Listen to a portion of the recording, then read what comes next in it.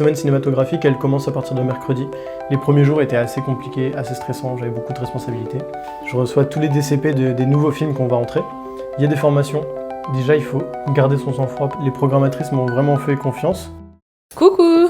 Bonjour! Aujourd'hui, on est avec Lorenzo et Lorenzo, on l'a rencontré à la fac et aujourd'hui, il est projectionniste. T'es projectionniste où? À l'Archipel. À l'Archipel, et du coup, il va nous parler un peu de son métier de projectionniste. Donc, bienvenue Lorenzo. Merci. Alors oui, donc je suis projectionniste à l'Archipel depuis 2 mois, quasiment. Et j'ai un peu trouvé ce travail c'est un peu un coup de chance à la base. Parce que je m'étais un peu formé au Christine, genre de manière un peu pas officielle. Je m'étais fait des potes là-bas et au fur et à mesure, je suis venu quelques jours, quelques semaines et tout, et j'ai appris à projeter un peu tous les noms compliqués à savoir, et aussi à projeter en 35 mm. Et après, de fil en aiguille, de contact en contact, j'ai trouvé ce travail à l'Archipel. Il y a un poste qui s'est libéré, on m'a proposé, et puis ça a fonctionné, quoi. Donc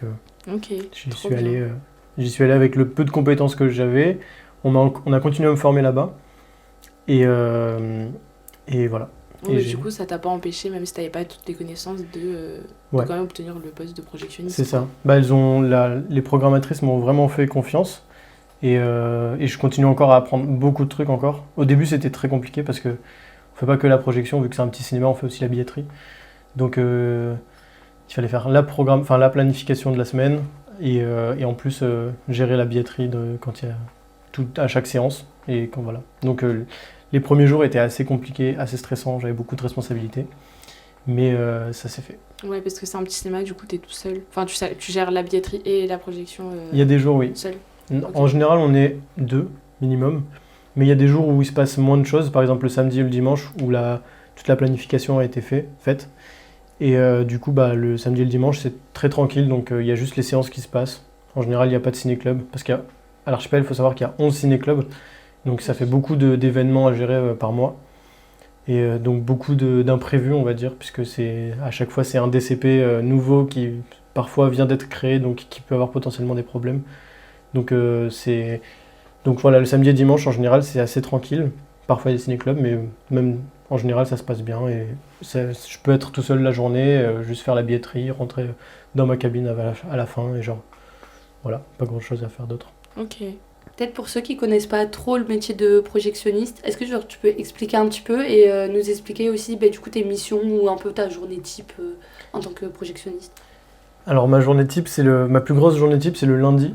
Parce que en gros, les semaines cinématographiques, elles commencent à partir de mercredi, pas de lundi. Et donc le lundi, en gros, les programmatrices, elles ont préparé la planification, enfin le programme de la semaine qui va suivre, donc à partir de mercredi. Et donc moi, à partir du moment où je reçois le programme, donc j'ai mon calendrier de la semaine d'après, et le lundi, je vais recevoir tous les DCP, enfin dans l'idéal, c'est ce qui devrait se passer. Je reçois tous les DCP des nouveaux films qu'on va entrer. Et en gros, je dois m'occuper de les ingester, on dit. Donc c'est comme si on les faisait ingérer dans la machine, quoi. Et je dois les ingester dans les salles pour qu'ils puissent être lus ensuite. Si c'est des films qu'on va programmer pendant plusieurs semaines, en général c'est le cas, je les ingeste il y a 3 zones de stockage, on va dire. Il y a la librairie qui est une grande zone de stockage où il y a 9 Tera de stockage. Et il y a un stockage par salle. Et en gros, en général, j'ingeste dans la librairie, donc comme ça on le stocke, on peut le garder assez longtemps, donc pas trop non plus pour pas encombrer le stockage. Et après, j'ingeste dans les salles en fonction de là où il passe. Donc, en général, il passe dans les 2 salles, donc voilà. Et chaque transfert, ça dure à peu près la durée du film, voire le double. Donc ça peut être des transferts qui durent 3 heures, quoi. Donc il faut savoir gérer son temps pour se dire je reçois le DCP, donc je vais recevoir par exemple aujourd'hui 3 DCP, il faut que je gère bien mon temps pour me dire il faut que je les ingeste les uns après les autres, je ne peux pas faire tout en même temps, donc c'est 3 heures, plus 3 heures, plus 3 heures, donc plus après les transferts dans les salles, donc c'est vraiment bien savoir gérer son temps. Et après il faut créer toutes les playlists, en gros une séance c'est composé d'une playlist en fait, la playlist elle est faite comme si tu ordonnais à la salle de bouger, quoi. C'est-à-dire que tu vas mettre un écran noir pendant 8 secondes, et pendant ces 8 secondes, il va y avoir l'ordre d'éteindre la lumière, de mettre le son à ce niveau-là sonore, enfin, c'est-à-dire à 4 par exemple, de mettre le bon canal sonore, que ce soit pas pour l'argentique, mais justement pour le son. Et donc après, il lance les bandes annonces, par exemple. Pareil, il faut avoir fait les DCP, que je fais moi aussi, que j'ingeste. Donc pareil, c'est encore du temps à gérer. Et ensuite, il faut faire tous les cartons pour les ciné-clubs. Donc c'est les cartons pour annoncer qu'il va y avoir tel ou tel événement. Pareil, je crée les cartons, je les passe en DCP. Il faut aussi les mettre dans la playlist de la bande-annonce qu'il va y avoir avant les films. Et ensuite, il y a le film. Et voilà. Donc chaque playlist, je dois les créer le lundi. Et il y a, vu qu'il y a 2 salles, qui a à peu près, je sais pas combien de séances il y a par semaine. Mais il y a beaucoup de playlists à créer, du coup. Et voilà. Et après, le mercredi, si tout s'est bien passé du lundi au mardi, le mercredi, je travaille le matin, donc de 10h à 14h. J'ai juste à tester les films que j'ai ingestés. Et donc, je teste le volume sonore, si les playlists sont bonnes, si les DCP des bandes annonces que j'ai créées, elles sont bien sorties. Et voilà. Ok, bon, ça fait beaucoup de taf quand même. Ouais. Je pense qu'on se rend pas compte quand on va au cinéma de tout le taf qu'il y a derrière pour que le film il soit juste projeté sur l'écran. Ouais. Enfin, qu'il faut pas juste appuyer sur un bouton, quoi. Mais ok. Et peut-être, c'est quoi du coup, enfin, selon toi, du coup, en fonction de ton expérience, les avantages et genre, les inconvénients du métier? Je dirais que en fait, il y a un inconvénient qui peut aussi se transformer en avantage, c'est que en fait, on peut pas voir les films en les projetant, ce qui est logique, parce qu'on doit être disponible s'il y a un problème ou quoi. Mais on peut rattraper les films puisqu'on les a en salle. Donc je peux me faire une séance tout seul dans la salle, tranquille. Donc ça, c'est cool. Ça, c'est les avantages. Et qui est aussi un peu un inconvénient parce que des fois, t'as pas le temps de voir les films et du coup, bah, après, t'as plus. Ah oui, il y a un autre truc que j'ai pas expliqué, mais il y a la KDM, c'est un peu une petite clé pour ouvrir le DCP. C'est une clé dématérialisée. Mais en gros, les distributeurs, pour pas qu'on puisse exploiter le film au-delà de la date prévue, ils mettent une clé d'accès de telle date à telle date. Et en fait, au-delà de la date prévue, bah, tu peux plus ouvrir le fichier, il est crypté. Ça Quoi. s'autodétruit. C'est ça, c'est un peu comme ça. Et en fait, des fois, bah, ils font semaine par semaine et ils oublient d'envoyer la KDM pour la prolongation. Donc il faut vite leur rappeler, leur dire vite, s'il vous plaît. En vrai, c'est un mail, ça prend 3 secondes. Il faut y penser. Mais il faut y penser. Ouais. Et c'est quoi, du coup, les qualités pour toi, pour être un bon projectionniste? Déjà, il faut garder son sang-froid parce qu'à plusieurs reprises, tu peux perdre ton sang-froid. Et genre vraiment stressé parce que, par exemple, il y a la première grosse séance que j'ai fait, elle était toute seule. Enfin, j'étais tout seul dans le cinéma. Et en fait, les programmatrices ne pensaient pas qu'il y aurait autant de monde. Et au final, il y a eu 80 personnes.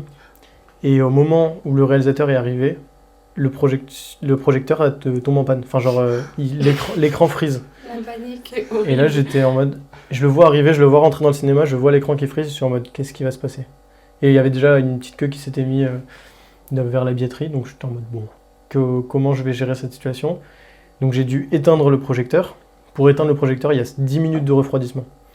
Donc, Mais oui. je suis allé éteindre, j'ai attendu 10 minutes. Sur les 10 minutes, je suis allé ouvrir la billetterie. J'ai commencé à encaisser les gens. Au bout de 10 minutes, je suis retourné en cabine. J'ai baissé le projecteur, donc j'ai éteint le projecteur. Puis je suis ressorti, j'ai continué la billetterie. Je suis retourné en cabine, j'ai remonté l'écran, je sais plus comment ça s'appelle. Les petits trucs là. Ouais, les bitoniaux. Ouais. Et puis j'ai fini d'encaisser les gens, puis il y avait 80 personnes. Et au final, donc j'avais bien bouché l'entrée de la salle, j'avais bloqué l'entrée. Puis j'ai fait rentrer tout le monde, et en fait il y avait vraiment beaucoup de monde. Et au final, ça s'est très bien passé. Le réalisateur est revenu faire d'autres avant-premières après, donc il était très content. Ouais, ça va alors. Mais donc oui, là j'ai gardé mon sang-froid du coup. Mais c'est l'un des trucs qui est le plus qu'il faut savoir faire. C'est genre le sang-froid. Et après, bah, la gestion du temps, Ouais. je pense. Parce qu'il faut vraiment... il faut bien comprendre tout ce qui est gestion du temps. Parce qu'en fait, tu réfléchis toujours au temps. Par exemple, quand tu t'encaisses quelqu'un qui dit ça commence dans combien de temps, bah, tu réfléchis, il y a 10 minutes de bande-annonce. Donc le film, si la playlist elle commence à 19h et qu'il y a 10 minutes de bande-annonce, donc ça commence à 19h10. Donc tu vas pas juste lire ça commence à 19h, non, c'est 19h10. Donc s'il est 19h03, bah tu dis ça commence dans 7 minutes. Donc c'est toujours réfléchir au temps et tout. Mettre du temps, finalement. Ça, c'est ça. Ok. Mais du coup, c'est un métier qui s'apprend sur le tas, en fait. Il y a des formations que il y a moi des j'ai pas formations fait. Ouais.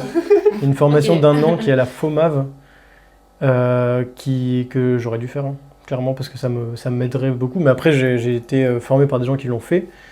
C'est une formation payante? Non, c'est une formation en 1 an et en général, 1 an quand même. ouais, Ok. c'est pour ça que j'ai pas eu le temps et puis j'ai trouvé tout de suite quelque chose. Donc je me suis dit bon, je vais pas refuser l'offre d'emploi pour faire une. Oui. C'est clair. Donc Surtout que finalement, j'imagine que tu as appris beaucoup en 2 mois et que, au final, Oui. la formation, en 2 mois, tu as fait une formation accélérée, quoi. bah, c'est ça, j'ai fait une formation accélérée. Après, je pense qu'il manque beaucoup de choses de manière précise. Il manque beaucoup d'éléments, mais bah, ça s'apprend au fur et à mesure. Là, tout à l'heure, il y avait un ancien projectionniste qui est passé parce qu'on avait un gros problème et il m'a appris plein de nouveaux trucs. Donc voilà, par exemple, on m'avait pas dit que chaque semaine, il fallait refaire les réglages de l'écran, la mise au point, tout ça, parce que ça peut dérégler. Hein. Ouais. Donc Un ça se voit millimètre pas près, trop, mais ouais. ça se voit, ça, en fait, ça se voyait. Et donc il m'a montré, et j'étais en mode, ah oui, c'est vrai, faut le faire. Ouais, mais bon, après, Ouais. si t'as pas eu de formation et que t'es encore, on va dire, en apprentissage, ça va. J'imagine qu'ils sont indulgents quand même. Oui. Elles sont hyper indulgentes, les programmatrices qui m'ont engagé, du coup, ce qui est super cool, parce qu'elles m'ont fait confiance alors que j'avais clairement pas encore toutes les compétences. Ouais. Et c'est celui que j'ai remplacé qui m'a formé, quoi. Ok. Parce qu'en plus, t'es tout seul, du coup. Enfin, s'il y a un gros problème... Ouais, bah si c'est des jours où je suis tout seul, et je dois gérer. Ok. Bah, comme le soir avec la programme, là où le projecteur a frisé. Donc j'ai appelé une de mes collègues qui m'a conseillé, j'allais le faire de base, d'éteindre le projecteur, mais elle m'a dit oui, éteins le projecteur et vois ce que tu peux faire après. Mais oui, en soi, tout seul, quoi. Mon premier jour, je devais arriver à... En fait, normalement, mes horaires le dimanche, c'est je commence à 18h, quelque chose, 17h. Et mon premier jour, je suis arrivé donc, à cet horaire-là, et j'avais pas vu que mon planning avait changé. Et en fait, je savais pas que le planning pouvait changer, je pensais que c'était vraiment des horaires fixes. Et en fait, elle m'avait mis à 13h. Ah là là. Donc je suis arrivé à 17h, donc j'avais 4 heures de retard, un truc comme ça. Et j'ai fait sauter 4 séances. Donc mon premier jour, c'était super. La panique. Ouais. Ah ouais, 4 séances. Et pour mon premier jour, j'étais tout seul à l'archipel. Donc Mais c'était à toi, du coup, d'ouvrir le cinéma, Ouais. etc. Oui, Du coup, il y a parce des que- gens, ils sont arrivés, ils ont vu le cinéma fermé. C'est ils ont dit, ça. Le pire, c'est les gens qui avaient pris leur place sur internet et qui se sont retrouvés devant la grille mais ils se fermée, sont quoi. fait quoi? Ils se sont fait rembourser, ils ont appelé... Bah, il y en avait pas beaucoup, mais il y en a qui sont passés les jours d'après, qui étaient en mode j'avais ma place, et du coup, on les a fait passer sur. Oui, nous a- notre séance, voilà. ouais. On leur a pas offert, mais on leur a fait la Oui, même ouais. séance, mais en autre moment, quoi. Oui. Mais c'était hyper stressant, parce que je me suis dit, le premier jour, je fais sauter 4 séances, c'est super, quoi. Ah ouais. Du coup, maintenant, tu vérifies bien ton planning Ouais. tous les soirs. Bah ouais. Et puis on en discute plus, parce que vu que c'était mon premier jour, on se Oui, voyait c'est pas clair. forcément beaucoup avant, donc maintenant c'est en mode ah oui, n'oublie pas que j'ai changé ton planning. Voilà.